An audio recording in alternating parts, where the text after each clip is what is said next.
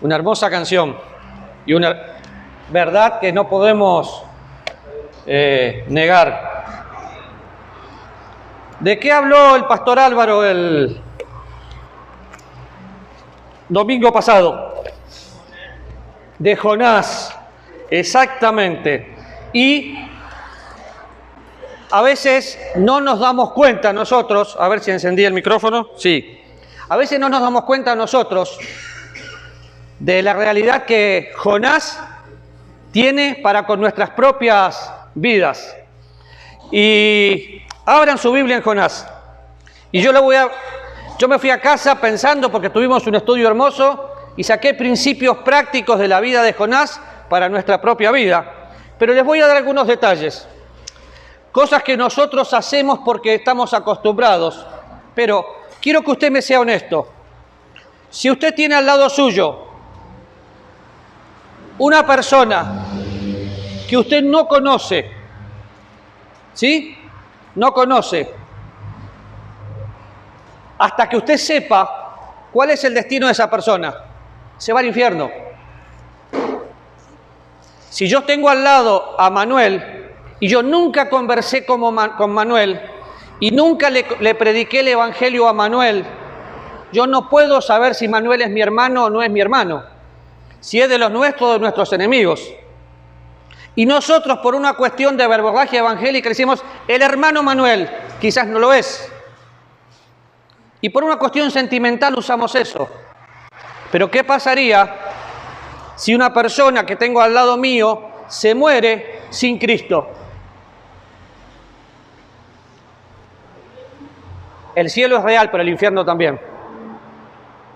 Entonces, creo que es momento de reaccionar y dejar de utilizar lenguaje evangélico y empezar a pensar, el que no tiene a Cristo, según la Biblia, no tiene vida. Entonces tiene un cartel que dice infierno. Y yo les conté esto varias veces, pero algo que marcó mi vida una vez y para siempre fue tener a Gabriel cerca mío,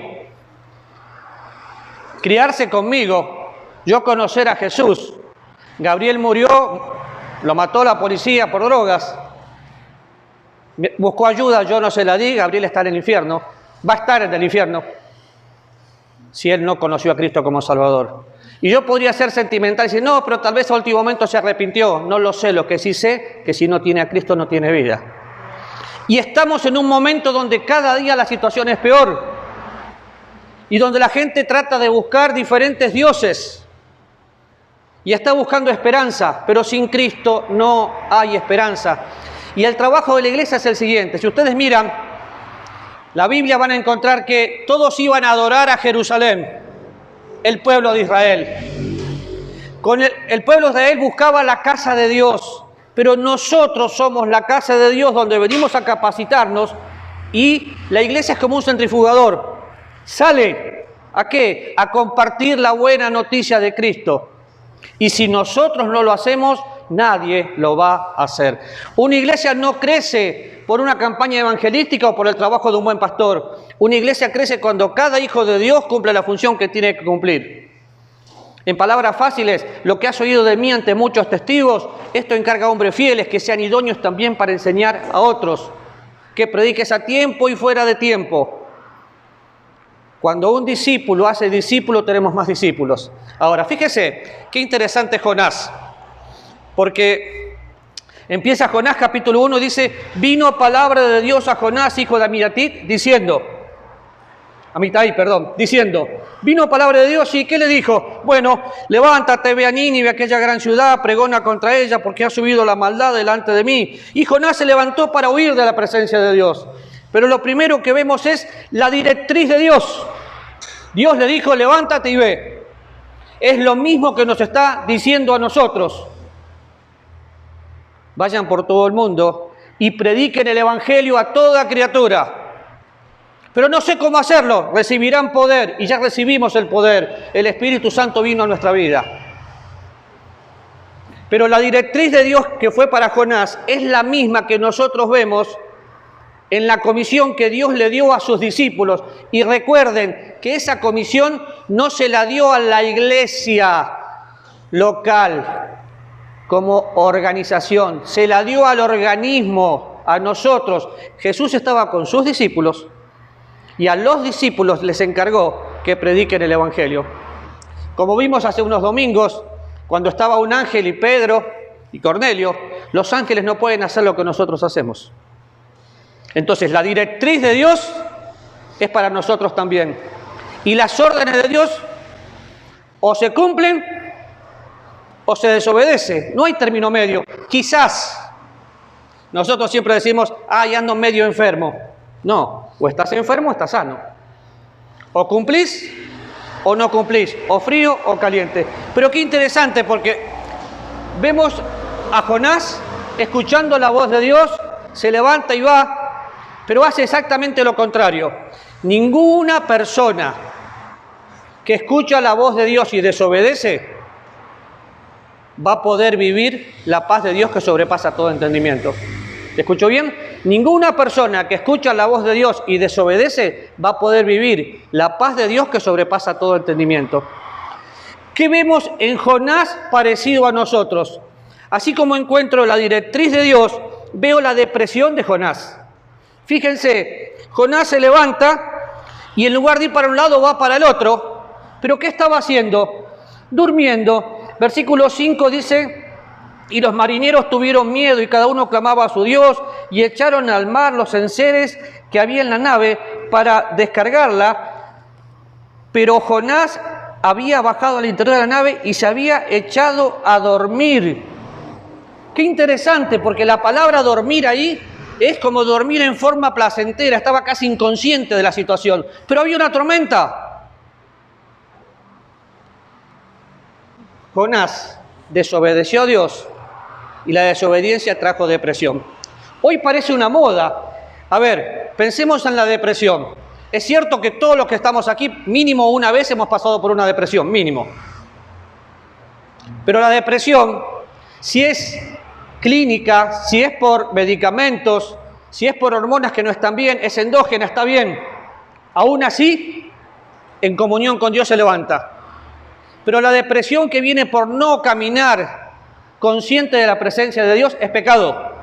Y lo que le pasó a Jonás fue: Dios me dijo esto, pero yo voy a ver qué hago. ¿Saben que estamos en un momento donde todo es relativo? Relativiza. Sí, esto sí, pero esto no es tan así. Si Dios lo dijo, es así es. Punto. Entonces, veo a Jonás acá deprimido por desobediente. Y hoy veo muchos cristianos deprimidos por desobedientes. Yo compartí el miércoles, se acercó a nosotros, a Adri y a mí, una persona por consejería, muy activo en su iglesia, maestro de escuela dominical y hacía todo. Pero tenía una depresión brutal. Pasó por el psicólogo no le ayudó, pasó por el médico, le metieron todas las pastillas que lo tenían así y no le ayudó. Pero decía que era cristiano. ¿Saben lo que no obtenía? No tenía comunión con Dios, porque no se sentaba a leer la Biblia, se sentaba a preparar su lección para escuela dominical. Entonces había muchas historias bíblicas, pero no conocía al Señor. Saben, yo estudio la Biblia, pero yo no estudio la Biblia para ver qué les predico el domingo a ustedes. Me fui a mi casa entusiasmado con el mensaje del pastor Álvaro y estoy estudiando Jonás y voy a estudiar Jonás. ¿Por qué? Porque me encantó cómo lo presentó Álvaro, hablando del hijo pródigo, del hijo pródigo y varias cosas así. Ahora, yo podría estudiar un mensaje para compartir con ustedes, pero eso sería una tarea. En cada momento que me siento a estudiar la Biblia es para conocer a Dios. La depresión de Jonás vino por desobediencia. ¿Y la suya? Porque todos nosotros tenemos lo mismo, el Espíritu Santo de Dios. Y podemos tomar la decisión de mantener el ánimo. ¿Por qué? Porque el ánimo es una decisión que yo tomo. Jesús le dice a sus discípulos: tengan ánimo. ¿Y pero cómo voy a tener ánimo? Es que yo soy. El yo soy es Dios. Y el yo soy te dice: no temas. Pero la única manera de caminar en la voluntad de Dios es obedeciéndole. Así que veo la directriz de Dios, veo la depresión de Jonás y fíjense algunas cosas. Estaba el patrón de la nave, se le acerca y le dice, ¿qué tienes, dormilón? Levántate y clama a tu Dios, quizás tendrá compasión de nosotros y no perecemos.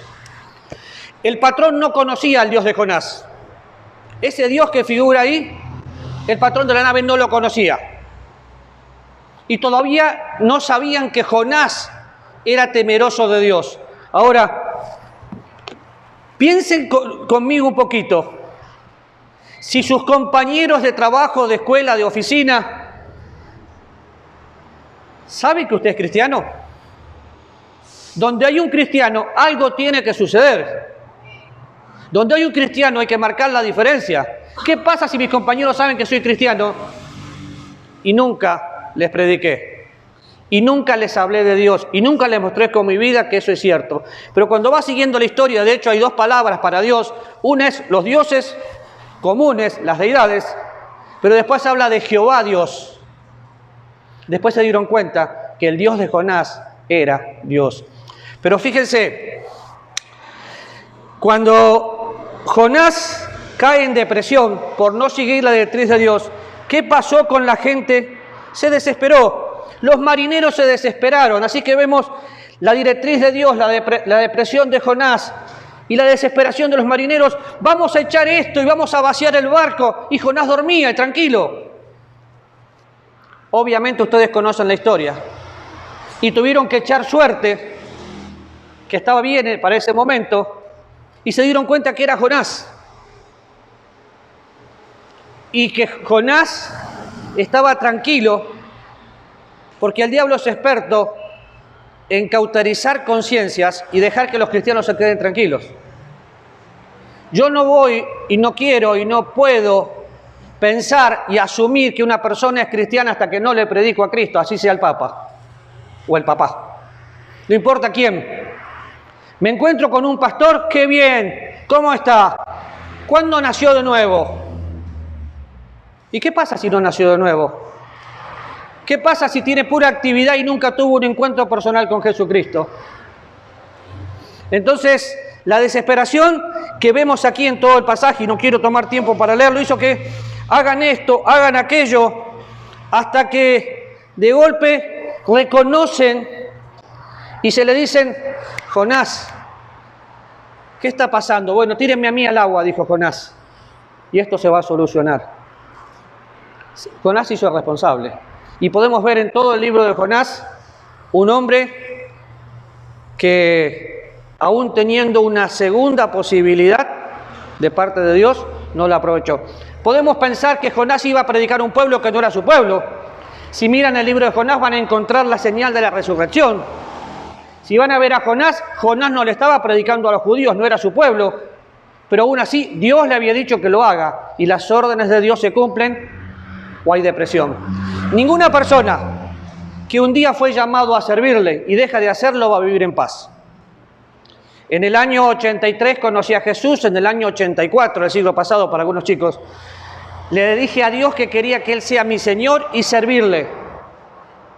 Y eso tengo que hacer hasta que Cristo venga. ¿Por qué? Porque el día que deje de cumplir el propósito que Dios tiene para mi vida, voy a caer en depresión. Porque Dios tiene un propósito. Tal vez usted está acá y ya es salvo, pero Dios le dice que usted tiene que servirle. Usted dice, no, sí, pero lo voy a hacer después. ¿Después cuándo? ¿Cuando venga Cristo? Cuando venga Cristo no hay esperanza. Ahora, qué interesante, porque vemos en el capítulo 2, entonces oró Jonás a Jehová, Dios, en el capítulo 2, y pasa Jonás todo lo que tiene que pasar dentro del vientre del gran pez, y viene palabra de Dios por segunda vez. La disposición de Dios es siempre darnos una segunda oportunidad. Siempre. A pesar de que soy infiel, Dios permanece fiel. Pero hay un montón de excusas, y voy a compartir algunas. Excusas por las cuales no se evangeliza. Y cuando pensamos en evangelismo, ¿qué pasa si tengo un bote a remo y remo de un solo lado? No puedo avanzar. Es evangelismo y es discipulado. Es evangelismo y es discipulado. La gran comisión no es salir a ganar gente, porque la salvación es de Jehová. La gran comisión es compartir el Evangelio y enseñarle que guarden todas las cosas. No mandamientos de hombres, todas las cosas. ¿Qué cosas? Las que el Señor habló. La gran comisión es hacer discípulos. Y ustedes ya saben esto, el verbo es hacer discípulos. Pero tengo que ir yendo, haciéndolos cada día. Entonces, alguna de las excusas que nosotros tenemos es que no tengo el don de evangelismo. No necesitas tener el don de evangelista. Un don es una capacidad dada por Dios para servir a Dios, pero no necesitas el don de evangelista. ¿Por qué? Porque Dios ya te dio su directriz. Andá y evangeliza. ¿Usted habló con cada persona que está hoy sentada en este salón? ¿Qué pasa si usted le dice hermano y no es su hermano? Ay, pero le queda bonito. ¿Saben por qué a mí me gusta decirle hermano a la gente? Porque como tengo mala memoria, a veces confundo, como le dije, le cambié el nombre a Rebeca, recién le dije Raquel. A veces hago eso, entonces mejor le digo hermana y ya está, quedó bien. Pero es para lo único que me sirve, porque yo ya conversé con ella y sé que conoce a Jesús. ¿Y qué pasa si no lo conoce? Es mi absoluta responsabilidad delante de Dios saber si la otra persona se encontró con Jesús. Ahora, a veces somos un poquito irresponsables y pensamos, ¿cómo voy a hacer? No tengo poder. Bueno, la Biblia dice que Dios nos dio poder en el momento que conocemos a Jesús como Salvador, viene el Espíritu Santo. Y vemos en Colosenses 1:29 que es el poder de Dios que actúa en nosotros los cristianos. No vamos a alcanzar una persona con el milagro de la salvación por nuestros propios méritos, ni por nuestra capacidad, ni por nuestro estudio teológico. La persona que es salva es un milagro porque pasa de muerte a vida. Pero acuérdese que la directriz que Dios le dio a Jonás, se la dio a usted y a mí. Vayan y hagan discípulos. Vayan y proclamen a este mundo que está perdido, que todos los días tiene filosofías nuevas. Ante esa directriz, si usted no obedece, va a andar deprimido. Pero qué interesante, porque a veces pensamos, bueno, yo no puedo predicar porque para predicar el Evangelio tengo que ser del mismo estrato social. Tengo que pensar que si no tiene mi capacidad intelectual, no puede ser. Entonces, ¿para predicarle a un adicto tengo que ser adicto? No. ¿Para predicarle a un médico me tengo que hacer médico? No. No malinterpreten eso que dice, a todos me hice todo para alcanzar a todos. Es llegar con el Evangelio de Jesucristo, que es poder, al nivel que la gente pueda comprender. No importa si estoy en el mayor de los precarios o en la casa más importante. Es Dios el que hace la obra y no nosotros. Así que no hay excusa, no tengo que ser de tal o cual estrato social. Chad Wilson, el fundador de Palabra de Vida, dijo, cada generación es responsable por alcanzar a su generación. Cada generación es responsable por alcanzar a su generación. Si ustedes no le comparten a los chicos de su edad, tal vez es difícil que me escuchen a mí. Pero cada generación es responsable de alcanzar a su generación. ¿Con qué? Con el Evangelio de Jesucristo. Si en este momento viene el rapto de la iglesia, los cristianos que nacieron de nuevo se van. Y aquí comienza la tribulación. Y no hay una segunda oportunidad. Sin Cristo no hay esperanza. Y el cielo es real, pero el infierno es real. No tengo el don, no soy del mismo trato social, quizás vamos a esperar el próximo presidente, va a estar mejor la cosa con el próximo presidente, ¿sí? Y ahora hacemos un convenio con el FMI y todo va a estar bien. No, mentira. Déjeme darle la buena noticia, todo va a estar peor. Y tiene que estar peor porque Cristo va a venir. Si ustedes van siguiendo las noticias, se dan cuenta que no hay buenas noticias ya. Cada vez son peores. Y cada vez la corrupción es mayor. Es que tiene que pasar esto, porque nuestra esperanza no puede estar en un líder político, sino en Cristo. Pero la gente va a poner la esperanza en un líder político. Entonces todo va a ser un desastre. Y cuando venga alguien y diga paz y seguridad, tarde, porque es el anticristo, ¿eh? Así que espero que usted tenga un encuentro personal con Jesús y que comparta a Jesús con otros. Ahora, tal vez busque conmigo 2 Timoteo 4. Porque tal vez usted dice, es que no me siento para hacerlo. Acuérdese que decir no me siento es subjetivo. Yo sé que lo que Dios me pide, Él me capacita para hacerlo. Capítulo 4 de 2 Corintios dice, te encarezco delante de 2 Timoteo, perdón. Te encarezco delante de Dios. 2 Timoteo capítulo 4. Te encarezco delante de Dios. ¿Y de quién más? Y del Señor Jesucristo, que juzga a los vivos y a los muertos en su manifestación y en su reino, que prediques la palabra, que istes a tiempo y fuera de tiempo. Redarguye, reprende, exhorta con toda paciencia y doctrina. Haz obra de evangelista, cumple tu ministerio. ¿Qué dice Dios? Ay, Señor, es que yo no siento necesidad hoy de predicar. Te encarezco delante de Dios y de Jesucristo que prediques. No te pregunta cómo te sentiste, dice lo que tenés que hacer. Ahora, si encuentro la directriz de Dios y la desobedezco, caigo en depresión. Entonces después no le eche la culpa a las situaciones, porque usted la situación la tiene en su corazón. La desobediencia es pecado. Y el pecado siempre es contra Dios. Ahora, qué interesante, porque habla de, es una palabra muy fuerte, de encarecer, de ponernos a nosotros el peso de compartir el mensaje de Cristo. Y cuando habla de Jesucristo, dice, ¿qué tengo que hacer? Redarguir, reprender, exhortar con toda paciencia y doctrina. Nosotros compartimos el mensaje y el Espíritu Santo se ocupa de convencer a la gente.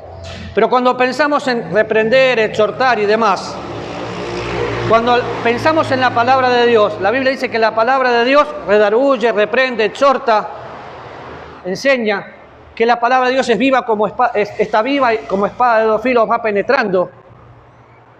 Pero para que yo pueda compartir la palabra de Dios, tengo que conocer la palabra de Dios. ¿Se tomó un tiempito esta mañana para leer su Biblia? ¿Para ver qué es lo que Dios tenía para usted? Porque no puedo compartir. Así como el vendedor no puede vender el producto que no conoce, yo no puedo compartir a mi Dios si no conozco. Y qué interesante, porque los apóstoles dicen, no podemos dejar de decir lo que hemos visto y oído. Yo disfruto a Dios y entonces comparto. Ahora, otra excusa, tengo vergüenza. No sé qué me van a decir. Es que si me desprecian, espero que lo desprecien, espero que lo traten mal. Y no es que quiero eso, es que va a pasar eso. ¿Por qué? Porque el Señor nos colocó en este mundo, oró por nosotros, sigue orando por nosotros, pero nosotros no somos de este mundo. Y el mensaje que nosotros predicamos para muchos es locura. Pero es una locura que cuando la entienden, lleva a la salvación. ¿Tengo vergüenza? Romanos capítulo 1, versículo 16 dice, no me avergüenzo del Evangelio, porque es poder de Dios para salvación a todo aquel que cree. ¿Salvación para quién? Para los que creen. ¿Cómo creerán si no hay quien les predique? Es imposible que la gente crea si usted y yo no hacemos el trabajo que tenemos que hacer. La fe viene por el oír la palabra de Dios, pero cuán hermosos son los pies de aquellos que anunciamos la paz.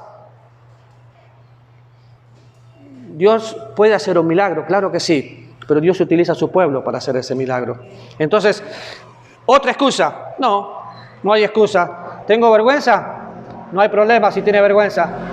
¿Por qué? Porque usted es un testigo. Entonces lo único que usted tiene que hacer es compartir lo que ya conoce. Ahora, ya sabemos que la orden de Dios es real. El alma de las personas es eterna. El cielo es real y el infierno es real. Pensamos en el cielo y busque San Juan 14. Y el resto se lo voy a leer yo, Apocalipsis 21 y 22. Un anticipito del cielo, chiquito. En la casa de mi Padre muchas moradas hay. Si así no fuere, yo se los hubiere dicho, en la casa de mi Padre muchas moradas hay.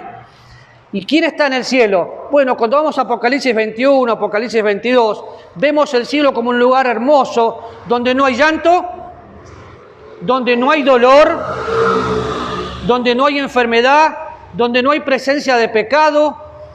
El cielo es el lugar donde vamos a estar aquellos salvos después del rapto por la eternidad.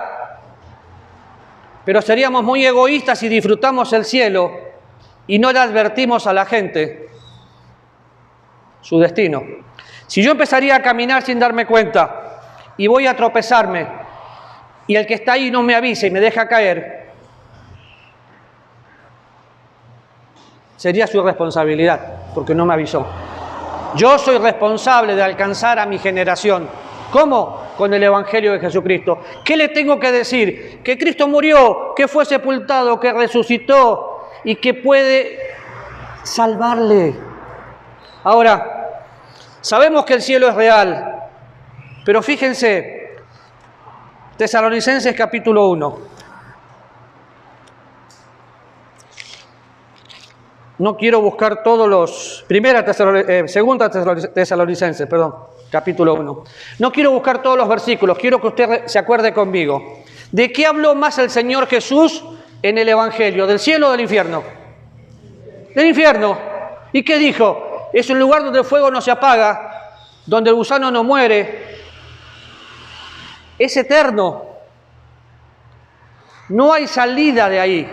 No hay una segunda oportunidad, no hay reencarnación. El infierno es eterno. Entonces, cualquier persona que usted conoce, por más bueno que sea, sin Cristo, está perdido. Y a veces nos confundimos porque hay personas que son buenas, pero Jesús le dijo a sus discípulos, ¿cómo ustedes siendo buenos dan cosas malas? ¿Saben cuánta gente buena y digna de imitar que no conoce a Jesús y que se comporta conmigo mejor que un cristiano?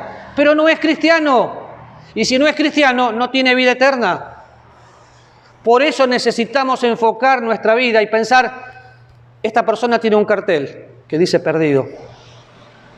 Mis sentimientos van a ser gobernados por quien gobierne mi vida.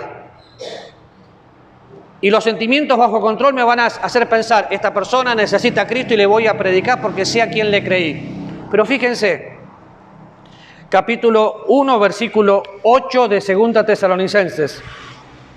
Dice, pónganle talquito en la cola para que esté quemadito. ¿Dice eso? No, dice en llama de fuego. Llama de fuego.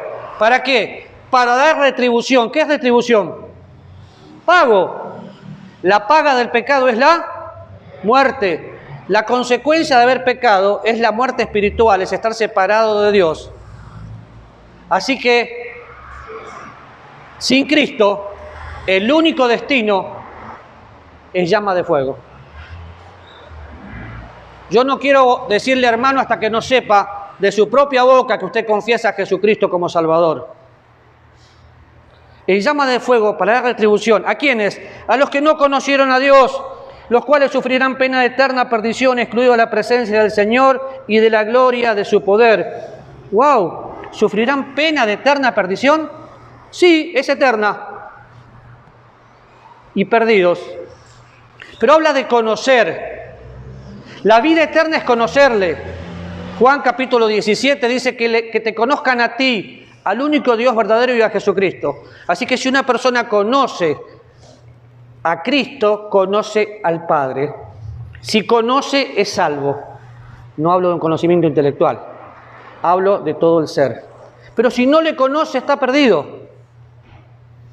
Y usted ya sabe muchas de las cosas que estoy diciendo, no es la primera vez que las escucha. Ninguna persona tiene familiares que estén bajo ninguna promesa. Usted puede ser salvo, pero la salvación no se hereda ni se contagia. Escucho más de una vez, y lo repito por eso, es que fulano está bajo la promesa. No hay promesa. La única promesa es que la salvación es personal. Mi salvación y la de Adri, por separados, no pueden afectar para bien a nuestras hijas, pero no las salvan.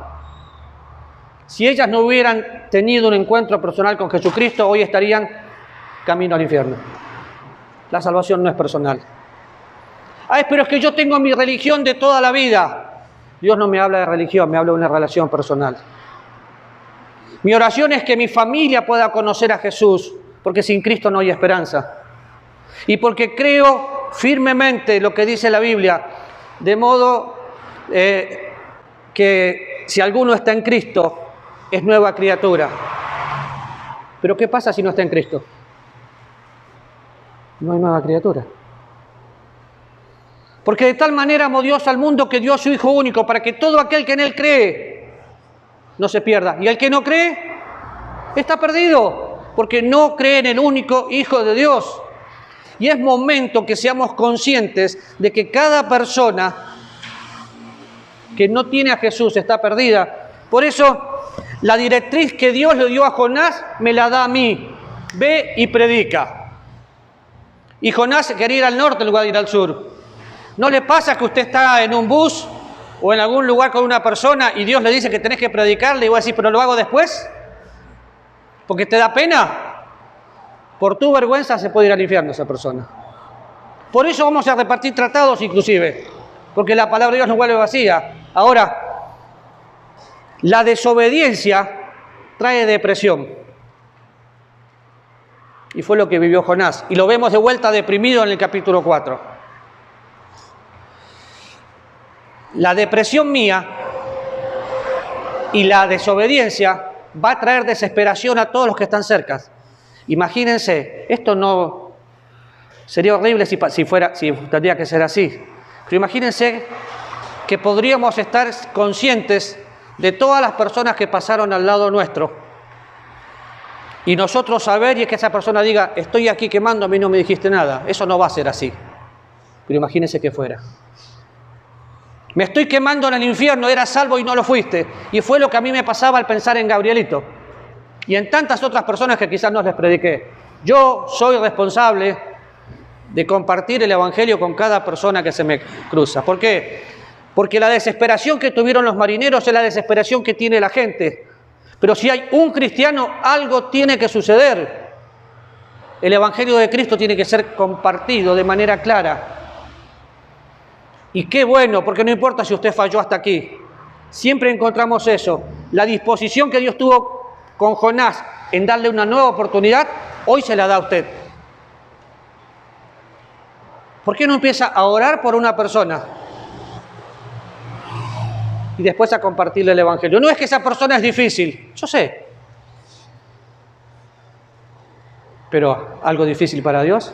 Dios no puede transformar una vida. Entonces, vemos por todos lados cómo esto va a suceder. Y a mí, algo que me gusta pensar es un día esas personas difíciles y los que somos salvos, toda rodilla se va a doblar ante mi Señor. Toda rodilla. Algunos van a confesar a Jesucristo como Salvador. Otros no van a tener esa oportunidad. Pero mientras de mí dependa, tengo que pensar en cada persona. Imagínense la cantidad que somos hoy acá. Si cada uno de nosotros alcanzamos una persona con el Evangelio de Jesucristo, solo nuestra influencia puede marcar la diferencia. Pero otra vez, lea la Biblia y vea. La directriz que Dios les dio a Jonás es la que le da a usted. Vayan y hagan discípulos a todas las naciones. Enséñenles que guarden todas las cosas, porque el que no tiene a Cristo no tiene vida. Jonás desobedeció y cayó en depresión. Usted desobedece, va a vivir deprimido. ¿Por qué? Porque va a estar dudando, ¿lo hago o no lo hago? ¿Lo hago o no lo hago? Las órdenes de Dios se ejecutan, no se piensan. Si Abraham hubiera quedado pensando, no hubieran sido benditas en él todas las naciones de la tierra. Fe es caminar hacia donde no sé, pero sé quién me lleva y sé quién me guía. Pero su depresión va a traer desesperación a todas las personas que le rodean. Por eso le animo en esta mañana a tomar esta nueva oportunidad, la disposición de Dios de decir, sí, está bien, te equivocaste, confesá tu pecado y avanzá. Porque la gente necesita a Cristo. ¿Se anima a comprometerse a evangelizar una persona? No lo digo a salvar. A evangelizar una persona esta semana. Que una persona sepa por usted que Cristo es el Salvador. ¿Por qué ahí donde está no ora conmigo? Y le pide a Dios por una persona que sea salva. Señor, en esta mañana tan linda y ante tantas cosas difíciles que el mundo está viviendo, yo te ruego, Señor, que podamos, por favor, ser conscientes de que sin Cristo no hay esperanza, no hay segunda oportunidad, no hay purgatorio, no hay nada que podamos hacer una vez que alguien parte. Y te ruego que cada uno de los que estamos aquí podamos ser conscientes que tu directriz es que compartamos el Evangelio. No quiero que haya personas que son hijos tuyos, deprimidos por no obedecerte. No me gustaría pensar en la desesperación de las personas que nos rodean, porque sabían que hubo un cristiano que no hizo nada. Que nuestra fe nos mueva a actuar. Y gracias por tu disposición a darnos una nueva oportunidad. Queremos amarte con nuestros labios y con nuestros hechos. Agradecidos por nuestra salvación en el nombre de Jesús. Amén. Don Guillermo.